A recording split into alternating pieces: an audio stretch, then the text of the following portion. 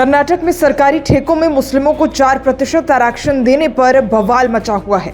आज कर्नाटक विधानसभा से जो तस्वीरें सामने आई वो बेहद चौंकाने वाली थी। दरअसल बीजेपी विधायक इस कोटे का विरोध कर रहे थे। इसे लेकर बीजेपी विधायकों को मार्शलों ने उठा कर बाहर फेंक दिया।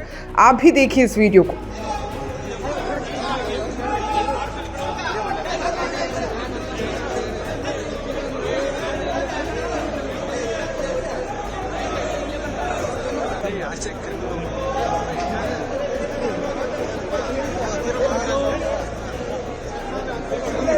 कर्नाटक विधानसभा में बीजेपी के घोर विरोध के बीच मुस्लिमों के लिए सरकारी ठेकों में 4% आरक्षण विधेयक पारित हुआ।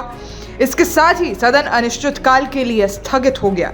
कर्नाटक विधानसभा में हंगामे के चलते 18 विधायकों को निलंबित कर दिया गया। इन सदस्यों पर स्पीकर के आदेशों की अवहेलना करना, अनुशासनहीन और असम्मानजनक आचरण करने का आरोप लगाया गया।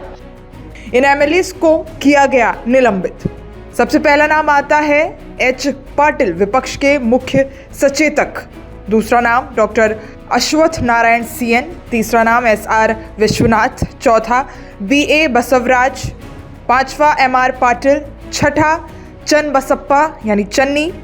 सातवां बी सुरेश गौड़ा। आठवां ओमनाथ ए कोटायन। नौवां शरणु सलागर। 10वां डॉक्टर शैलेंद्र बेलदले। 11वां सी के राममूर्ति। 12वां यशपाल ए सुवर्णा। 13वां बीपी हरीश। 14वां डॉक्टर भारत शेट्टी वाई। 15वां मुरीथन्ना। 16वां बसवराज मटिमूड। 17वां धीरज मुनिराजू। 18वां डॉक्टर चंदू लामानी। निलंबन की अवधि के दौरान इन सदस्यों पर ही प्रतिबंधित होंगे लागू। विधानसभा हॉल, लॉबी और गैलरी में प्रवेश पर रोक। किसी भी स्थायी समिति की बैठक में भाग लेने की अनुमति नहीं होगी। इनके नाम से विधानसभा एजेंडे में कोई विषय सूचीबद्ध नहीं किया जाएगा। इनके द्वारा जारी किसी भी निर्देश को स्वीकार नहीं किया जाएगा। निलंबन अवधि में समिति चुनाव में मतदान का अधिकार नहीं होगा।